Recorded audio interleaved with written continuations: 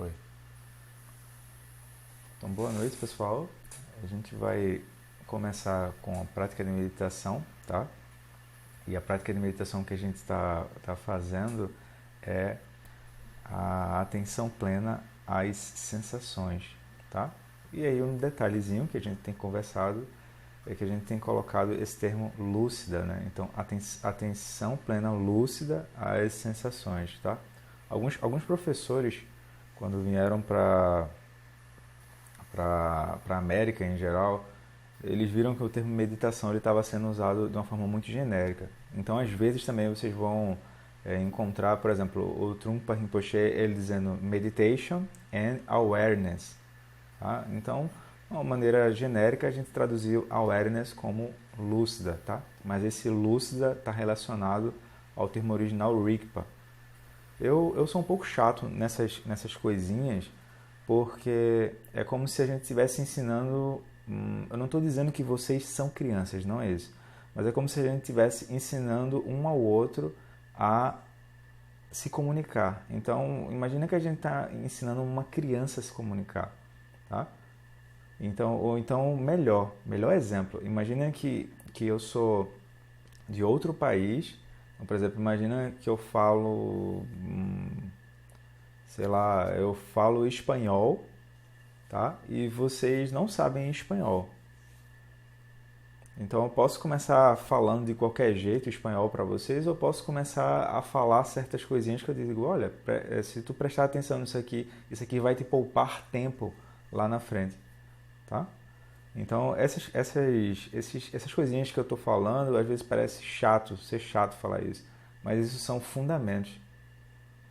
Então é muito simples, pessoal. Por exemplo, eu cheguei a cursar engenharia civil, né? Então os professores falam bastante. Se você não der ênfase à fundação, o resto não adianta focar muito nos detalhes se você não tiver uma fundação boa, se você não tiver uma base boa, tá? Então só esse pequeno detalhe.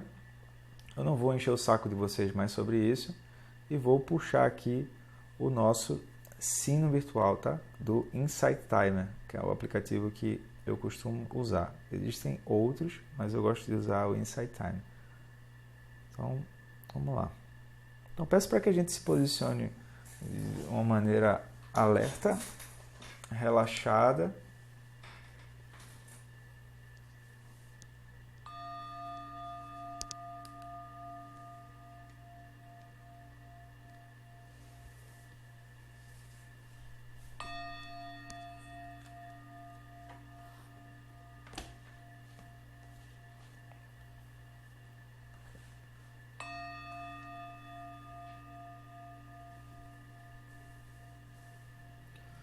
Então, nesse momento, vamos fechar os olhos por um momento.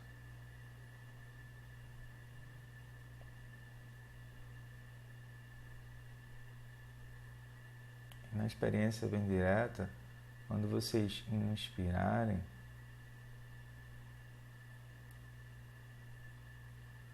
estejam cientes de que estão inspirando. Então, quando vocês inspiram, vocês estão conscientes de que está inspirando. Quando você expira, você está consciente de que está expirando. Então, a gente vai fazer isso 3 vezes, tá? E nesse momento o que a gente quer é simplesmente deixar o nosso corpo estável e perceber que se a gente seguir de modo gentil e amoroso, prestando atenção às sensações da respiração, nós conseguimos então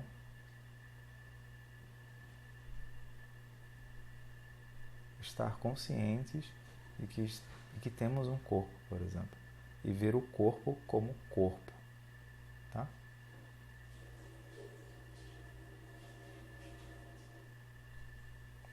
Observe que isso pode acontecer por segundos, observe que isso pode acontecer por minutos, mas simplesmente se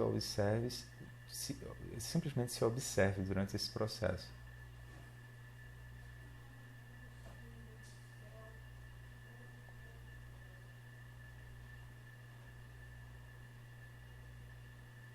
Ao fazer isso, agora Relaxe o topo da cabeça, relaxe a sua cervical, relaxe os ombros, relaxe seu maxilar e sempre que possível torne-se consciente de que esse relaxamento está associado a permanecer estável e vigilante. Vigilante no sentido assim, de que se você se mantém vivo sem a necessidade de estar eufórico ou entediado. Você simplesmente está.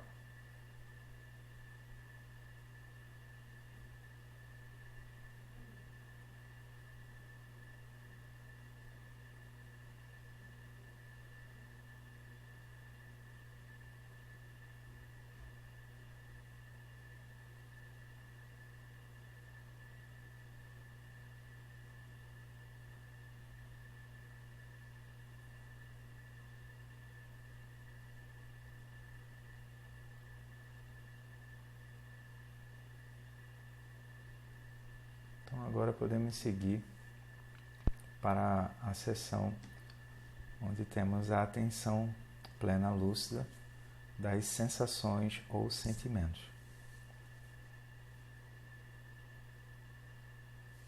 Então, no Satipatthana Sutta, ele diz: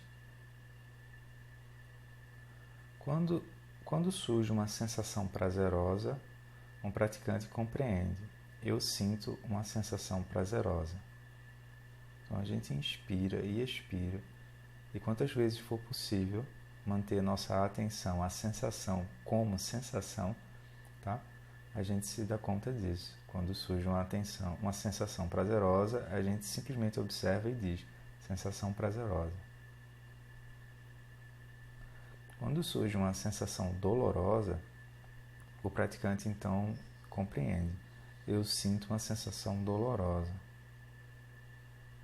Aí tu tenta inspirar e expirar e relaxar nessa contemplação.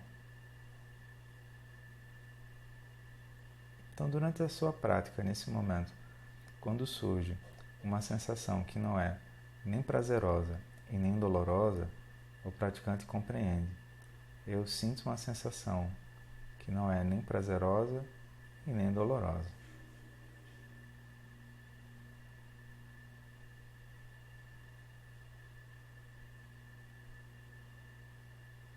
Quando ele sente uma sensação prazerosa, mundana, então o praticante compreende: eu sinto uma sensação prazerosa mundana. Então, inspirando e expirando, quando ele sente uma sensação prazerosa não mundana, ele também compreende: eu sinto uma sensação prazerosa não mundana.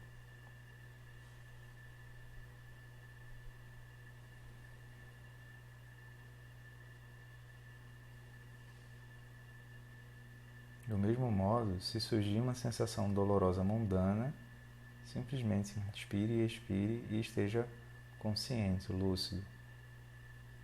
E compreenda: eu sinto uma sensação dolorosa não mundana.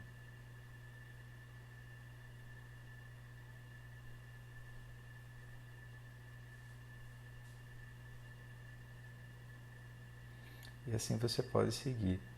Por exemplo, pode surgir uma sensação que não é nem prazerosa e nem dolorosa, e tampouco mundana.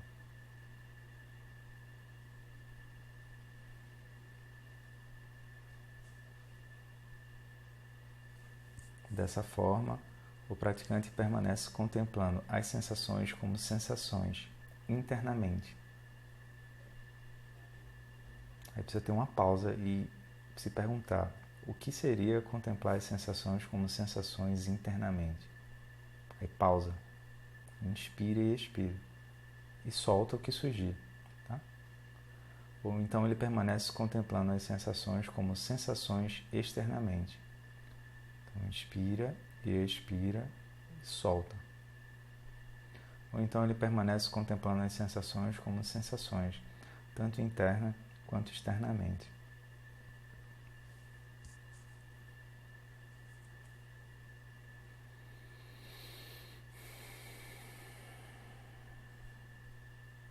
então ele permanece contemplando fenômenos que surgem nas sensações. Ou então ele permanece contemplando fenômenos que desaparecem nas sensações. Ou então ele permanece contemplando ambos, fenômenos que surgem, fenômenos que desaparecem nas sensações.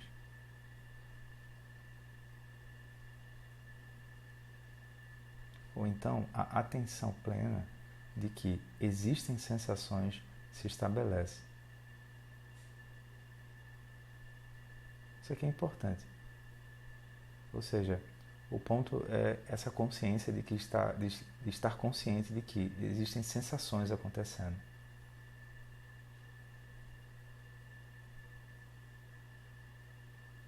Então essa sensação se estabelece somente na medida necessária para o conhecimento, prajna, e para a continuidade da atenção plena. E ele permanece independente, sem nenhum apego a qualquer coisa mundana. Assim, é como um praticante permanece contemplando sensações como sensações.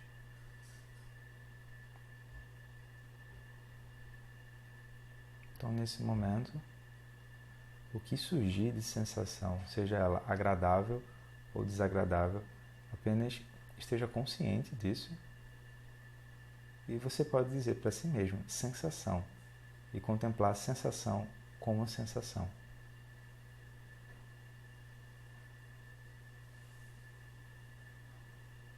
Seguimos em silêncio até o final da prática, tá?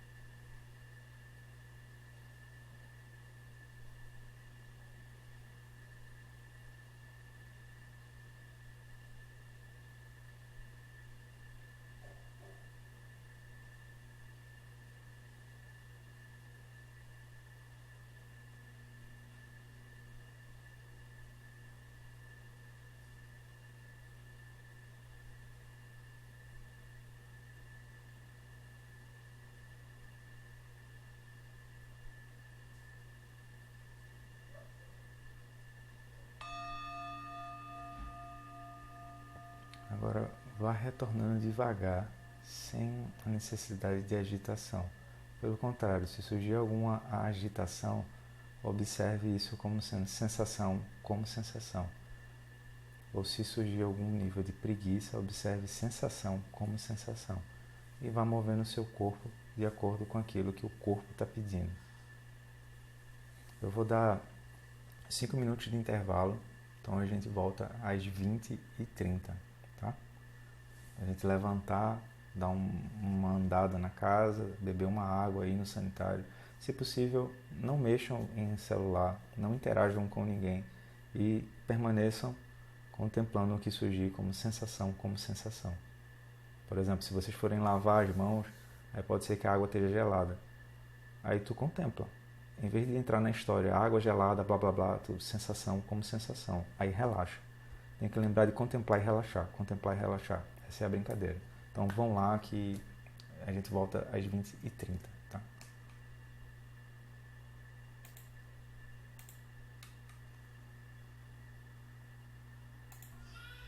Pronto. Então boa noite, pessoal.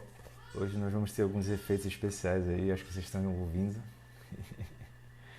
Então queria fazer um recapitular rápido do livro que a gente está estudando, Coração Aberto, Mente Aberta, tá? Esse livro é maravilhoso, porque esse professor que é o Tsoken Rinpoche, ele consegue fazer um paralelo entre os ensinamentos tradicionais e ele consegue mostrar que os ensinamentos tradicionais eles não estão em defasagem, né? Na verdade, eles são super úteis. Eles estão a todo vapor. E, naturalmente, existe a própria experiência do Tsokyin Rinpoche. Ele é um yogi, né? Ou seja, ele utiliza as próprias experiências do dia a dia como prática. A gente viu que existe o tipo de treinamento da mente, onde a gente se isola e vai para um mosteiro, né? E fica lá treinando. E existe o tipo de treinamento da mente que é enfatizado por vários professores, que é o treinamento da mente, que é o quê? O lugar onde a gente está, o lugar que a gente pode praticar, tá? Então, eu estava olhando, né, recapitulando, já a gente deve estar acabando esse livro, né? Esse livro é maravilhoso, esse livro a gente precisa estudar ele vez após vez, tá? E provavelmente o próximo livro que a gente vai estudar vai ser um livro da Pema Chodron. Eu estou olhando ainda qual, porque a ideia é que fique uma coisa encadeada, ou seja, a gente viu esse conteúdo, e o próximo qual é? Ou seja, a pessoa tenha ter a ideia de estar caminhando em sequência, né? E ela conectar os ensinamentos na vida dela, tá? Então, nesses 14 capítulos, né, para quem está com o livro, eu estou no sumário, como é que ele faz? Eu acho muito importante isso. Quando a gente pegar um livro, eu vou falar livro do Dharma, tá? Poderia ser qualquer outro livro, mas eu vou falar livro do Dharma em especial. Quando a gente pegar o livro do Dharma em especial, pega o sumário e tenta ver como é que cada capítulo está se conectando. Porque dessa forma, a gente não vai estar copiando só as palavras que estão sendo trazidas, mas a gente vai estar copiando a mente que está descrevendo isso aqui. Ou seja, pessoal, qual é a interação, qual é a intenção, então, de a gente ter contato com os livros, né? Num sentido mais profundo, um livro é um nirmanakaya. Ou seja, um livro é uma ponte de acesso a essa mente de sabedoria que tá descrevendo isso aqui. Em geral, a gente não vê dessa forma, porque a gente também não foi treinado a ver dessa forma, mas é possível ser treinado para poder ver isso aqui acontecendo, tá? Então, o que acontece? Antes de iniciar o capítulo, a gente vai dar uma geral que é os 3 primeiros capítulos, eles estão relacionados à natureza de Buda. Ou seja, para a forma como o Tsokyin Rinpoche traz olha, o sofrimento aparece, mas tem algo em você que é maior do que esse sofrimento. Você só precisa ser direcionado para ver. Sabe, eu gosto de usar o exemplo da geladeira, né? Então, sabe quando você abre a geladeira para procurar o queijo Minas? Aí, o que acontece? Quando tu abre a geladeira que tu tá olhando, tu não consegue ver o que está na tua frente porque tu já tem algo na mente. Então, o que é que tu vai fazer? Tu vai falar para a pessoa, olha, é aqui. O exemplo que Dudjom Rinpoche gosta de dar é assim, como é que tu vai dizer para uma pessoa que nunca usou espelho e nem tem condições de usar, que ela tem sobrancelhas? Por que é que vocês sabem que vocês têm sobrancelhas? Porque ou vocês já tatearam e disseram, tem alguma coisa estranha aqui, o que é isso? E vocês perguntaram para alguém, ou alguém chegou e informou para vocês. Ou vocês foram de frente para um espelho e viram, uau, tem uma sobrancelha aqui de fato. É isso, tá? Só que esse exemplo é tão simples que o que acontece? Ele vai falar disso aqui também. A gente caiu na falácia de achar que quanto mais complexo a gente sabe falar, ou quanto mais complexo a gente deixar o assunto, melhor pra gente. Quando na verdade, se a gente for olhar com cuidado, todos os grandes mestres de qualquer tradição, eles falam de um jeito que uma criança de 5 anos consegue entender. Por exemplo, o Buda Shakyamuni, antes de ser Buda, ele era o príncipe Siddhartha. E o príncipe Siddhartha ele foi treinado para virar rei, né? Logo, eu não lembro exatamente quais são, mas o príncipe Siddhartha ele era treinado em arco e flecha, uma arte marcial que era muito próxima do jiu-jitsu tradicional, o equivalente a ciências, hoje em dia, matemática e língua portuguesa, fazendo uma comparação, tá? Naturalmente ele nasceu numa tradição hindu, né? Onde o hindu prevalecia, e aí ele teve o equivalente àquilo. Tanto é que existiam os brahmanes, né? Que seriam o equivalente aos cientistas. Por que eu estou fazendo esse comparativo? Porque eu acho importante a gente entender que as respostas para as nossas perguntas a gente já tem. Só que a gente está tentando reinventar a roda, pessoal. Só que a roda ela já foi inventada, que é a roda da vida. Então o que acontece? Esses 3 primeiros capítulos são sobre as qualidades básicas, né? Natureza de Buda. Depois ele entra num 4º capítulo que seria muito próximo do que a gente pode chamar de psicologia budista, tá? Então é muito importante que a gente tenha essa emancipação. Por exemplo, é muito estranho para um professor raiz, né, digamos assim, tibetano, né, ou um professor do Dharma, começar a conversar com as pessoas e as pessoas se colocarem numa posição de vítima, por exemplo. Porque assim que tu é introduzido ao budismo, os fundamentos, né, ou seja, o beabá, a alfabetização, tu vai entender as 4 9 verdades, pô. E nas 4 9 verdades já está descrito lá que tu não é aquele bicho papão que tu acha que tu é. A gente até brinca, né? Tu não é nem basculho, nem é a última bolacha do pacote. Tu é um ser humano, pô. É isso. Então depois ele vai entrar no esse eu, uma identificação errônea, que seria o equivalente à psicologia budista, como eu falei. Depois ele vai propor o item 5, o método. Sendo bem honesto, a única coisa que me mantém no Dharma, depois desses 12 anos, né? 12 anos tentando, é que o método ele é explícito. Não tem nada misterioso, não tem nada místico, não tem nada... Não, é explícito. Basta você chegar nas pessoas certas e que elas vão te ajudar a entender com o método. Ou seja, pessoal, é muito fácil falar sobre transformação. Por exemplo, hoje em dia tá assim, ó, de gente aprendendo marketing para falar o que as pessoas querem ouvir. Mas o método ele não é passado. Ou seja, se eu falo de transformação, mas não falo em método, eu estou exercitando a famosa trambicagem, né? Ou seja, eu sou um trambiqueiro em ação. Dentro de uma abordagem madura, uma abordagem verdadeira, o método ele precisa ser explicitado. Caso contrário, a gente está falando aqui de um conto de fadas. O Walt Disney, né? O Walt Disney não tem essas coisas, né? Caso contrário, seria assim, os 3 porquinhos, os 7 anões, as 4 9 verdades, né? Seria um conto de fadas, pô. Mas não é. Tá? Então, o que acontece? Ele explica o método, que é o item 5, aí depois ele entra já na prática. Porque o que é que ele faz? Ele pega capítulo 6, prestando atenção ao corpo. O que é prestar atenção ao corpo?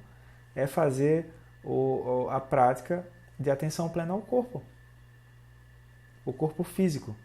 Depois ele introduz o corpo sutil, que na nossa linguagem também poderia ser o corpo dos 5 elementos. Cada professor tem um jeito, um meio hábil, né? Cada pai e mãe tem um jeito de educar os seus filhos. É tipo isso, tá? Então, o que é o corpo sutil? Nada mais é do que a energia, o aspecto interno. Depois ele vai entrar no aprendendo a cavalgar. Ou seja, como é que o Tsokyin Rinpoche faz? O método dele de apresentar é por repetição. Só que, pessoal, qualquer coisa útil que a gente vai fazer, a gente aprende por repetição, pô. Ah, não, olha, eu aprendi a desenhar. Como? Vendo vídeos do YouTube. Que massa, velho. E cadê o papel? Não, não tem papel, não. E o lápis 4B? Não tem isso de lápis, não. Eu aprendi a desenhar. Como, pô? Vendo vídeos do YouTube. Ah, pois é.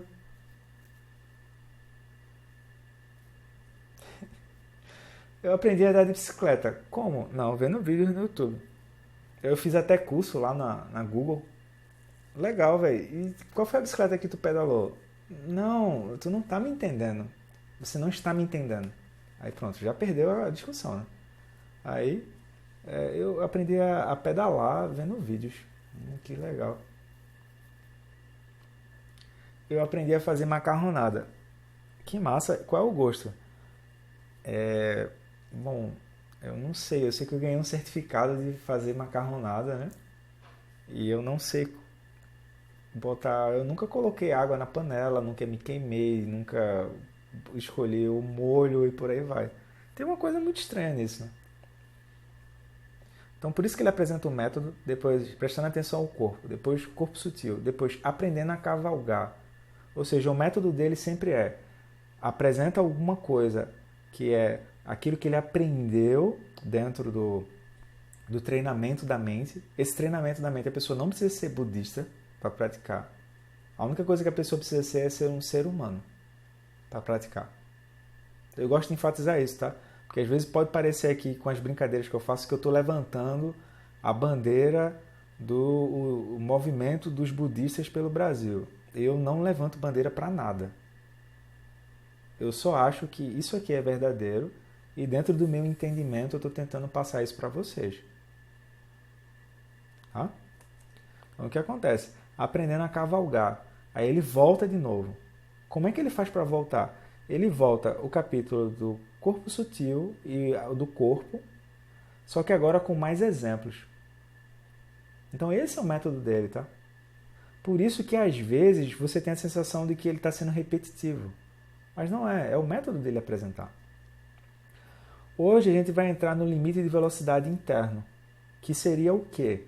Seria a revisão do tema e aprofundamento sobre a atenção plena às sensações. Então, os capítulos do livro são grandes porque ele faz questão de expor a vulnerabilidade dele. Eu acho isso maravilhoso. Pema Chodron também faz isso também. Trungpa Rinpoche também faz isso. Porque é muito fácil aprender o Dharma e falar bonito, pessoal. Tu vai no site gerador de Lero Lero, aí tu escreve um bocado de coisa bonita, aí a pessoa, uau! Mas colocar em prática, aí é a questão. Então, por isso que ele deixa muito claro, método, exemplos do dia a dia. Ele fala que ele faz cagada. Porque em geral as pessoas dizem assim, né? O Buda, ele era não sei o quê. Aí, não, pô, aqui é um cara normal que tem filho para criar, que trocou fralda, que dá aula, que tem que gerir centro de Dharma, que viaja, que comprou um notebook que não precisava, mas ele teve um impulso de comprar. Ou seja, é só olhar pra gente e dizer assim, uau, eu também consigo fazer isso. E ele deixa bem claro, olha, eu tive um treinamento para essas coisas, mas não quer dizer que eu sou especial não, tá? Ele deixa bem claro isso, pô. Então o capítulo 9, que é o limite de velocidade interno, é maravilhoso. Tá? Depois do capítulo 9, ele já falou do corpo, ele já falou da energia. Qual o próximo tópico? Mente. E depois ele vai entrar no Dharma. Ou seja, ele tá condizente. Tudo que ele está falando aqui está condizente com os ensinamentos do Buda, tá? Isso precisa ficar claro. É mais ou menos assim, bom, eu vou fazer uma operação. Que legal, aí tu vai fazer a operação com o Joãozinho do cachorro quente na esquina. Acho que não, né? O que a gente faz? A gente procura um médico, vê as recomendações daquele médico, vê quem já fez a operação, quem não. Né? A gente não tem pressa, mas também não quer perder tempo. Então é por isso que eu estou fazendo essa revisão. Uma vez passado, uma vez que a gente tenha dado essa revisão, a gente vai entrar, para quem está com o livro, na página 143. Então o que acontece? Eu vou dar um apanhado geral e alguns trechos eu vou pincelar mais, tá? Quem quiser contribuir com alguma coisa, abre o microfone ou escreve aqui no chat, tá? Fica à vontade, não fique esperando eu dar espaço. Pode se sentir em casa e falar. Então, vamos lá. Ele já começa assim. Em geral, os nossos dias são modelados. Isso é maravilhoso, porque essa questão de os dias são modelados já abre um espaço que é assim, como é que eu tenho modelado o meu dia? Ou como eu desejo modelar o dia? Então, como é que a gente modela o nosso dia em geral? É assim, a gente gosta de ter condições sobre como vai ser o dia. Por exemplo, vamos tomar café da manhã? Vamos. Qual é o horário que a gente vai tomar? Porque somos pessoas diferentes, né? Então temos ritmos diferentes. Então se um ficar olhando para a cara do outro e vamos tomar café da manhã, aquilo talvez não aconteça. Então a gente tem condições sobre aquilo, como as coisas podem andar melhores. Né? Depois, em geral, as pessoas gostam de conversar. Não é à toa que as redes sociais têm Messenger, WhatsApp, enfim. Né? As pessoas também gostam de debater. Algumas pessoas gostam de debater. No sentido de incrementar. Tá? Não é aquele debate, aquelas coisas que a gente vê por aí. Tá? Também as pessoas gostam de compartilhar suas emoções. Às vezes até de modo ingênuo. Porque elas confiam, aí compartilha aquilo. Aí o outro pega aquilo e transforma na confusão. A lógica é quase matemática. É uma mente confusa produz confusão. Uma mente lúcida produz lucidez. Só que essa é uma maneira inicial de ver. Né? Na verdade, o que tu vai ver é que o ponto central é que tanto a confusão quanto a lucidez elas têm uma base comum. E isso ele trata no capítulo sobre a centelha. Tá? Então, às vezes também a gente gosta de moldar nosso dia querendo dizer o seguinte: eu concordo com o que você está falando, ou então eu discordo do que você está falando.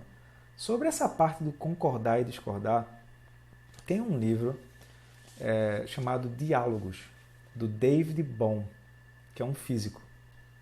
E é muito bom o livro, sabe? Porque ele diz que ele ensina meios hábeis para tu ir além do automatismo de concordo e discordo.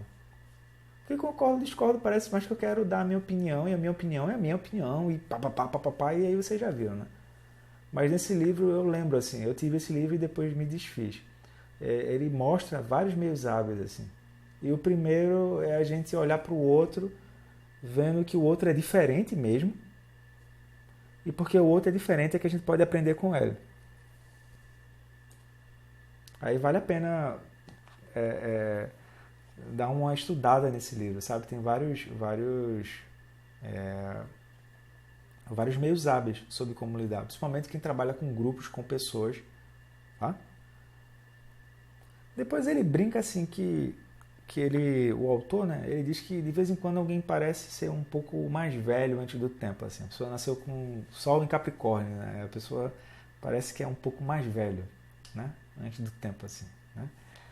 Então ele começou a prestar atenção nessas pessoas assim e começou a ficar interessado nisso. Como é que pode, né? Algumas pessoas se sentem mais novas de espírito e outras se sentem mais velhas, com as mesmas situações. Né? Ou seja, como que elas modelam o dia delas. Observe o seguinte, que para a pessoa começar a perguntar isso, em algum nível, ela não está conectada ao autocentramento. Porque, do contrário, a pessoa sempre cai em eu e ponto. Né? Mas ele começou a se perguntar, como é que as pessoas elas estão na mesma situação externa, mas elas se modelam de formas diferentes. Tá? E aí ele começou a perceber o seguinte, que quando as pessoas se referiam a eu ou ao outro, geravam histórias. E essas histórias eu adicionei aqui como histórias de conexão ou histórias de desconexão. Mas não é a conexão e desconexão com o Roberto, com a Beatriz, com o Marcelo, a Emily, etc. É a conexão, a desconexão com algo maior que é compaixão, amor, alegria, sabedoria e assim por diante. Ou seja, qualidades mais amplas, né? Só que o que é que ele começou a ver? Ele começou a prestar atenção, a ouvir. Não é à toa que o Bodhisattva Mahasattva, que é o Avalokitesvara, é aquele que ouve os sons do mundo, né? Kuan Yin, ou Chenzi, e ele começou a perceber que tem um pano de fundo geral. Não importa quais fossem as histórias, eram histórias de desconexão com a realidade, por isso que a pessoa está sofrendo, ou seja, ela não consegue se instalar na realidade, né? e tinha um pano de fundo de medo. Então ele começou a observar isso na prática dele. Até mesmo a questão de assumir a responsabilidade sobre algo, né? Parece até que isso dá medo sobre a gente. Ou seja, como é que eu faço para levar uma vida com sentido? Antes de sair acumulando mais coisas, talvez fosse bom olhar o que é que está, onde que a gente está sendo levado e qual o resultado que a gente está colhendo até agora. Aí ele se pergunta, qual é o acordo? Quando a gente vai assinar algo, algum contrato, em geral tem uns asteriscos, filho da puta ali, que se tu não olhar, aquilo vai dar problema depois. Minha gente, eu fui cancelar a conta da internet. Aí tinha um asterisco lá que eu não tinha visto, pô. Aí eu paguei eu cancelei. Aí eu cancelei e disse, eu paguei todos os meses e pronto. Aí daqui a pouco chega a cobrança de uma operadora. Você tem não sei o que atrasado. Eu disse, varei, como é que tá atrasado se tá tudo pago, pô? Aí eu disse, não, peraí, tem uma coisa errada. Aí eu liguei pra operadora. Aí simplesmente as duas primeiras pessoas não souberam dizer o que era aquela cobrança. E a terceira pessoa era uma pessoa que estava acima na hierarquia lá. Ela disse, olha, isso aí, você assinou isso na hora que você comprou. Aí eu disse, me prove. Aí ela me passou o contrato. Aí eu disse, caramba, isso tem uma certa malícia, não tem não? Aí a pessoa ficou calada, assim. Ela não soube reagir muito bem, não. Porque era um seguro de alguma coisa que eu nunca usei para nada. E aí, como eu cancelei a internet anterior, ele cobrou os meses, como se fosse assim, eu cancelei em fevereiro. Aí ele cobrou de março até dezembro. Só que estava no contrato, mas na hora de assinar, isso não estava, né? Eu não vi isso. Então é mais ou menos isso, tá? Aí o valor era pequeno. Eu lembro de falar isso. Olha, eu dei R$ 120. Nem vem nem vai. Mas eu digo, olha, isso aqui é um pouco estranho, não é não? Tu pagar por alguma coisa que tu não sabia que estava sendo. Aí a própria pessoa da operadora não soube explicar. Mas enfim, por que eu estou falando isso? Porque qual é o asterisco, ou seja, qual é o acordo interno entre as limitações impostas pelo intelecto e as emoções? Deu para sacar? Qual é o acordo interno entre as limitações impostas pelo intelecto e as emoções? Porque, por exemplo, a gente já viu, e vale a pena ressaltar, se a gente for colocar a coisa na ponta do lápis assim e for apenas pelo aspecto intelectual, a gente vai ver que as situações elas são ambíguas, elas são cara e coroa. A mesma situação é cara e coroa. Ela tem um lado de alegria condicionada e ela tem um lado de felicidade condicionado. Se a gente for apenas seguir o aspecto intelectual, né? Como se fosse a espada de Manjushri, olha aqui, ó. Ele vai lá e mostra. Ou seja, as situações são agridoces, como diz a professora Elizabeth Mantzner-Andel, né? Agora, se a gente for na vida prática, a gente vai ver que tem uma coisa intelectual que parece que funciona só aqui e tem o resto do corpo que é tomado e assaltado pelas emoções.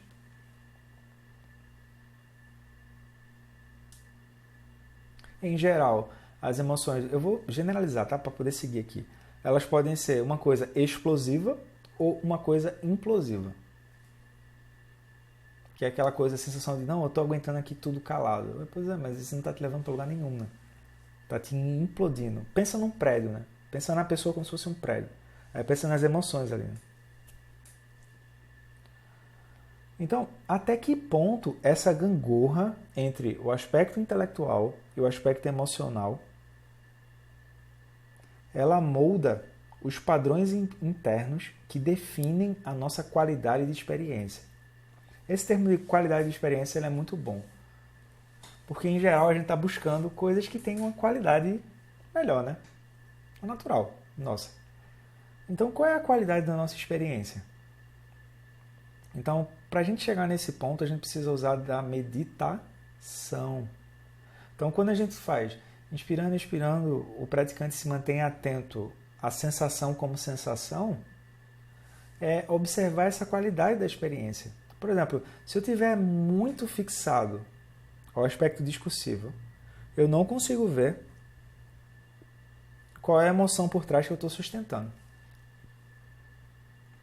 Por exemplo, a pessoa quer mostrar que está certo o tempo todo, isso é orgulho. A pessoa quer competir o tempo todo, isso é semideuses. A pessoa tem medo de perder algum objeto, isso é apego. Ela dá uma olhada assim pro lado e diz, pô, tá tão bom aqui, eu acho que eu vou botar esse despertador para postergar e vou ficar mais 10 minutinhos. E depois eu medito com o Marcelo, tipo eu de manhã assim. Aí, isso seria reino animal. A pessoa olha e tudo ao redor parece falta. Tudo ao redor. Né? O cachorro late au au, e a pessoa diz assim, você me ama? Claro. Né? Ou seja, o cachorro late e a gente escuta eu te amo. Né? E uma outra visão que é assim, uma pessoa sorri pra gente e a gente acha que a outra pessoa está querendo fuzilar a gente, a outra pessoa está querendo enfiar as costas na gente. O Buda brinca com isso, sabe? Quando você vê um sorriso, você vê uma arcada dentária e nada mais do que isso. O que você está vendo é coemergente com a sua mente, né? Por exemplo, eu vou rir aqui. Provavelmente um dentista vai olhar para o meu sorriso e vai dizer tem que usar aparelho embaixo. Ou seja, coemergência, né? Brotou um olhar, aquilo puff, ganha uma função. Então, qual tem sido a qualidade da nossa experiência durante o dia? Isso é uma pergunta prática para a gente parar e contemplar. Aí ele segue. Ó. Isso aqui é só a introdução, tá? Ainda vem o prato principal. Ele diz, observa o que acontece com o excesso de informação e as exigências internas, as exigências externas e a qualidade da nossa atenção. Vamos lá, devagar. O que é que aconteceu conosco com o excesso de informação? Isso é até interessante, né? Porque se a gente olhar com cuidado, vamos pegar um pouco de história. Que é o quê? Bom, eu nasci em 87, né? Então eu não peguei a ditadura, por exemplo. Mas imagina como era que deveria ter, como é que era o acesso à informação. Só que agora a gente tem acesso à informação. Só que é justamente esse acesso à informação que está um pouco estranho. Por exemplo, toda vez que eu vou ler uma notícia que tem especialistas, eu rezo. Especialistas dizem, eu começo a rezar. Segundo especialistas, né? Cientistas dizem que eu começo a rezar, porque eu digo, minha gente, qual é a fonte disso aqui? Aí tu tem lá a fonte, aí tem Times New Roman 12. Aí peraí, bicho, tá tirando onda com a minha cara, né? A pessoa pagou, fez lá o básico da faculdade e viu que tem que botar referência bibliográfica, né? É isso. Então o que acontece? Excesso de informação. Aí tem exigências internas. Todo mundo aqui tem suas exigências internas.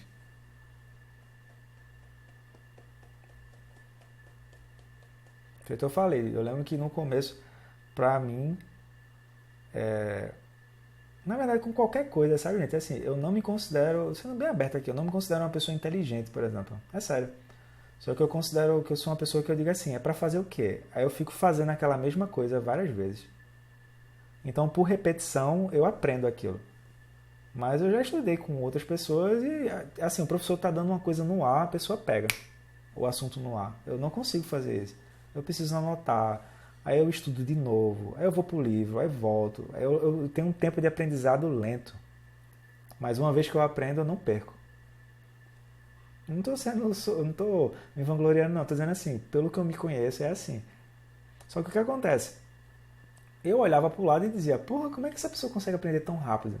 Então eu ficava me comparando, então gerava uma exigência interna. E tem as exigências também externas, né? Ou seja, as pessoas cobram da gente determinadas posições. Isso não é algo novo, né? Isso não é algo novo. E se a gente não cumpre aquilo, alguma coisa acontece. E também, onde está a nossa atenção? Por exemplo, esse livro aqui, quem quiser vale a pena ter, tá? Eu ganhei, que é A Revolução da Atenção, do Lama Long Wallace. É um debruçar-se sobre meditação. Tem muita coisa técnica, tá? Mas vale a pena ter. Ele vai dizer que uma pessoa comum, destreinada, ela consegue manter a atenção sobre algo por 3 segundos. 3 segundos é o tempo de um history no Instagram.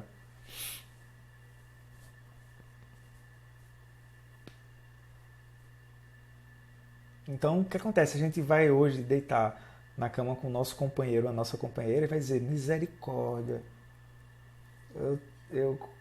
né? Me perdoe, né? Eu só consigo manter a atenção em você por 3 segundos. Me perdoe, por favor.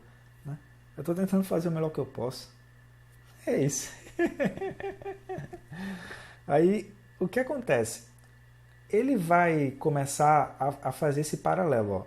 Informação, exigências internas, exigências externas e a qualidade da nossa atenção. Tá? E ele vai pegar isso aqui e vai dizer que é como se a gente estivesse trocando de canal. Vocês não pegaram isso, mas eu peguei aquela televisão teco-teco, que tinha um seletor assim, que fazia tec, tec, tec, tec. E às vezes ficava chiando, né? Então o que é que eu pensei? Quando a televisão está chiando, né? Que a gente bota bombril na antena para ver a Copa de 94, né? Para ver Brasil e Holanda. Quando a televisão está chiando, significa que a nossa atenção está divagando, ela está aérea. Quando a gente está olhando para um canal, a gente está atento. Por quê? Porque se a gente não tivesse atento, a gente não estava selecionando aquele canal. Então o que acontece? Qual é o nosso canal nesse momento? O que é que está passando na nossa mente nesse momento? youtube.com/. Qual é o nome do canal? Presença. É o canal do orgulho. É o canal da raiva. Eu achei esse exemplo maravilhoso dele. Porque é prático, né? Aí ele diz assim, qual é o nosso canal no momento? Aí ele é didático. Aí ele diz, qual é o canal do momento do corpo físico? Aí tu precisa se perguntar.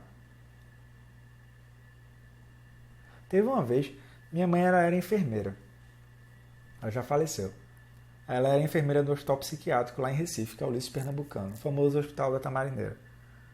Aí assim, ela andava tranquilamente entre a ala psiquiátrica. E andava, né, pela estrada fora, eu vou caminhando. Aí teve uma vez que eu fui visitar ela e fui pegar pra gente seguir nosso rumo. Né? Eu tava largando o trabalho, eu tava com o carro e ela também. Ela disse, tem como tu me passar aqui? Eu disse, tem, mãe, eu vou pegar. Aí ela disse, entra aí. Aí eu entrei. Quando eu entrei, eu comecei a me sentir todo rígido. Aí, gente, veio uma pessoa que tinha um problema grave, assim, pra cima de mim. Eu fechei a mão, pô. Eu ia dar-lhe um murro na pessoa. Aí ela disse, aí minha mãe fez, ei, é meu filho. Aí a pessoa parou e fez, Dona Dora, parece muito com a senhora, não sei o que, não sei o que lá.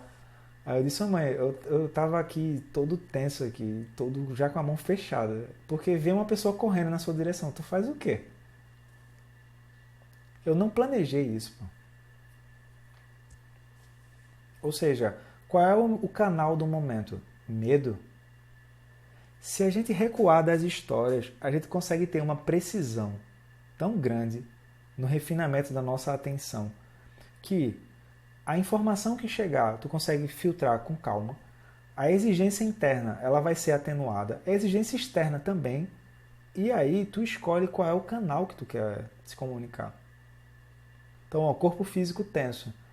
Aí a gente começa a praticar mais meditação e ver que o corpo físico é um reflexo do corpo sutil. O equilíbrio dos elementos. Mais sutil ainda é perceber a mente, né? Que está operando ali.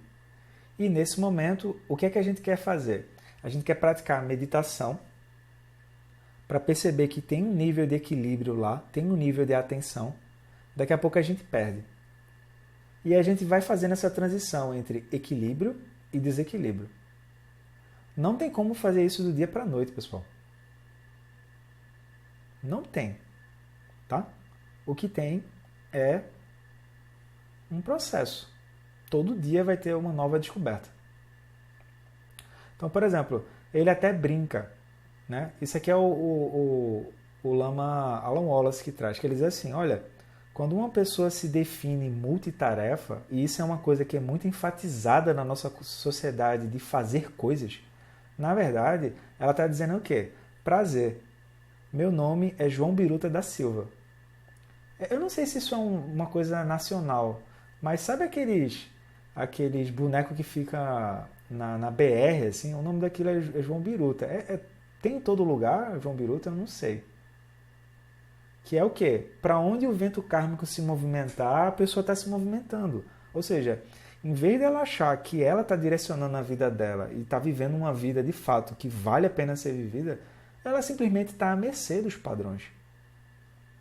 Tá?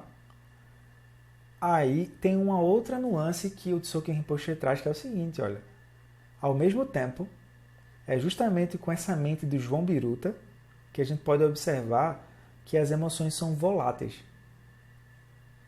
Isso é muito importante. Porém, quando elas se instalam, ou seja, quando a gente clica para assistir aquele canal, a gente sofre uma desconexão com a realidade. E nosso pensamento, ou seja, nossa energia, ou ela fica acelerada, ou ela fica embotada. Por exemplo, eu vou falar uma coisa aqui que fica meio bruxo, né? Mas na cidade, o elemento ar e o elemento fogo eles estão em desequilíbrio.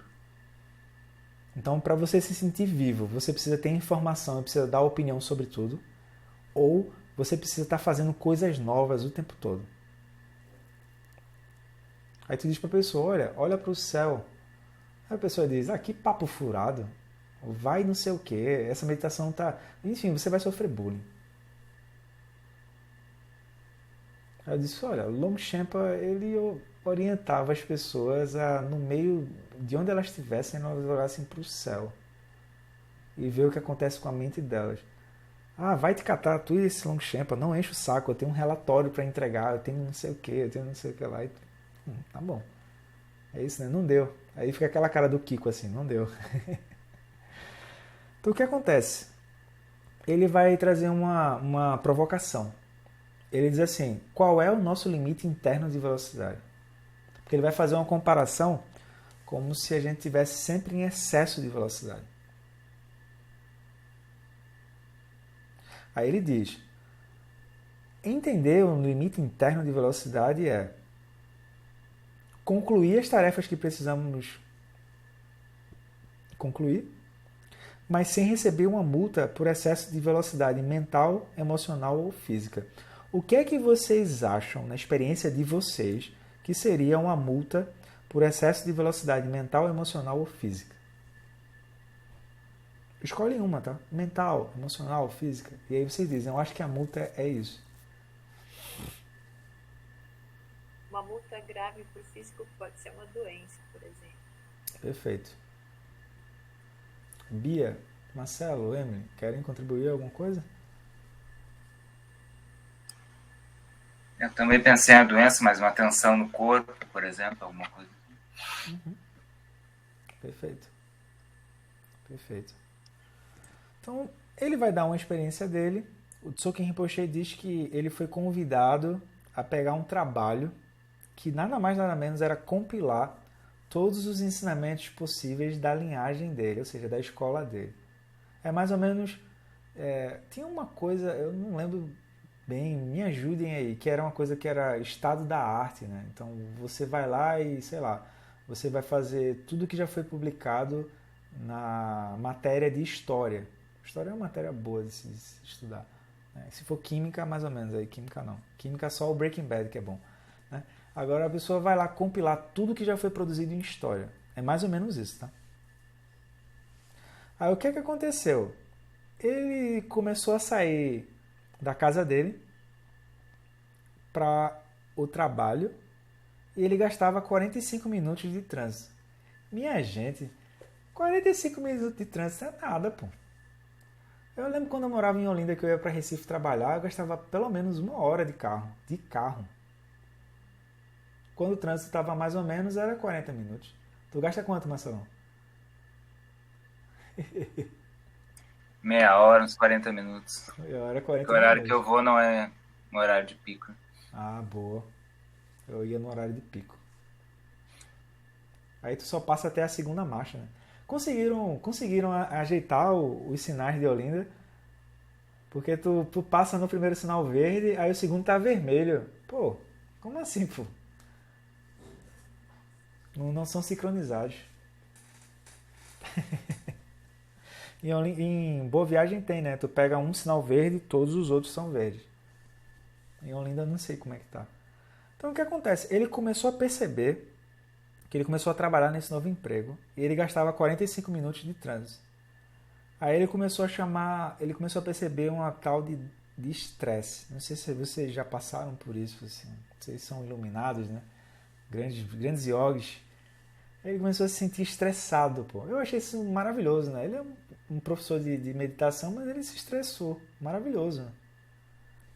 Aí ele começou a entender o seguinte, que daquele estresse, por trás daquele estresse, olha só, ele foi no nível de mente. Para eu chegar no nível de mente, eu posso chegar direto? Posso. Mas em geral, eu digo que eu estou chegando no nível de mente, mas aquilo é uma ideia, ou seja, é volátil. Para eu chegar no nível de mente, eu preciso passar pelo corpo, pelas sensações. Ele chegou no nível de mente e ele viu que o quê? Nesse deslocar de 45 minutos para ir ao trabalho, existia um eu social ali que estava,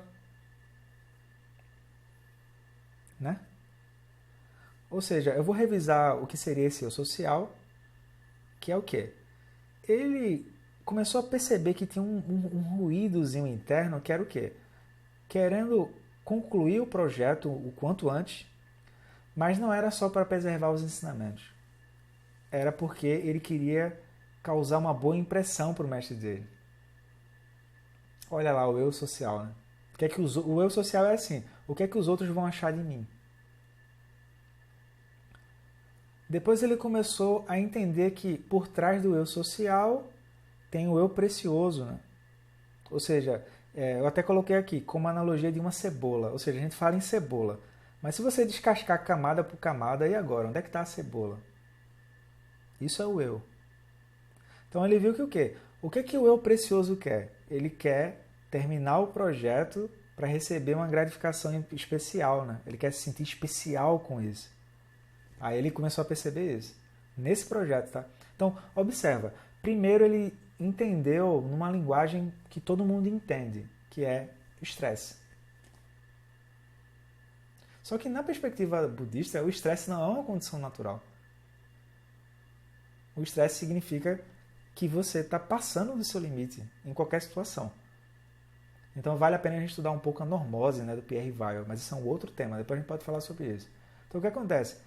Ele começou a perceber que tinha um eu social, então tem um eu precioso.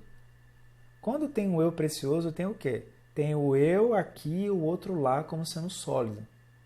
E a gente nem desconfia que isso na verdade é um mero eu. Porque isso são 4 camadas, né, de fixação. Mas existe o eu útil. Essa abordagem é top, pessoal. Por quê? Porque em geral as pessoas ficam com uma discussão que nem vem nem vai, que é assim, o eu existe ou ele não existe? Peraí, deixa eu dar uma tapa na tua cara para ver se o eu existe ou não existe. Deixa eu jogar um tijolo no teu pé para ver se o eu existe ou não existe. Para com isso, pô.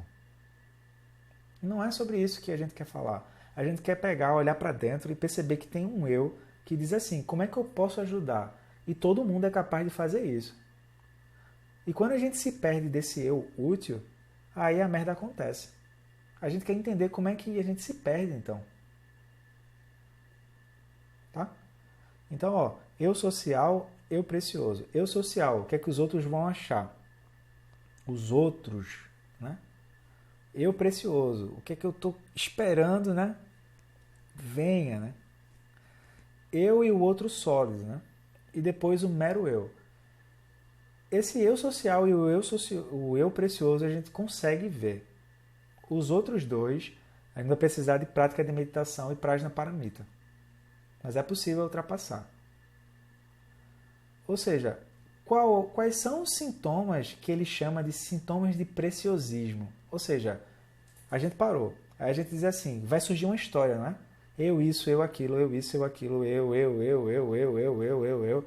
Aí ele diz assim, quais são os sintomas de preciosismo? Ou seja, o eu precioso apareceu, né?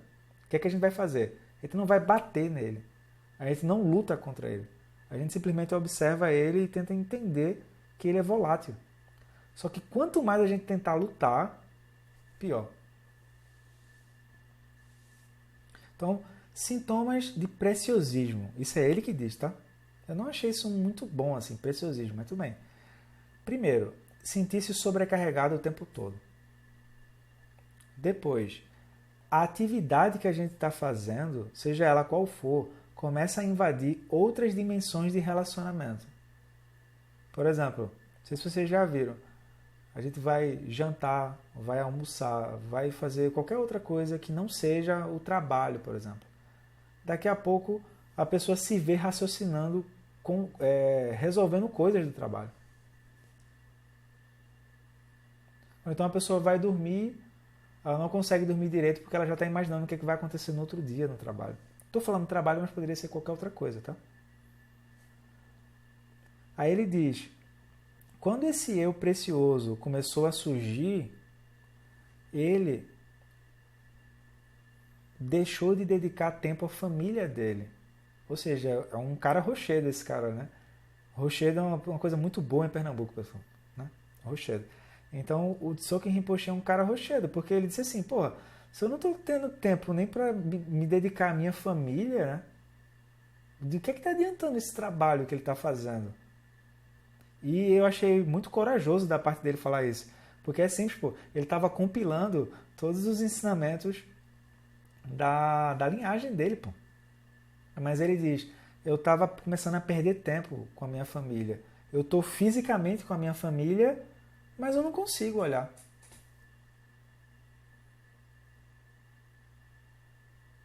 Interessante isso, né?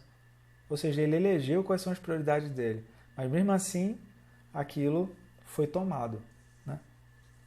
Aí ele diz, olha, é natural que no meio desse processo de contemplação surjam erros. Então eu acho isso maravilhoso, porque no budismo já está incluso que a gente vai fazer besteira. Não tem assim um céu e um inferno, não sei o quê. Não, olha, você é um ser humano, você está tentando melhorar e em algum momento você vai errar. Mas o que seria um erro? Um erro nada mais é do que eu não consigo fazer o que precisa ser feito.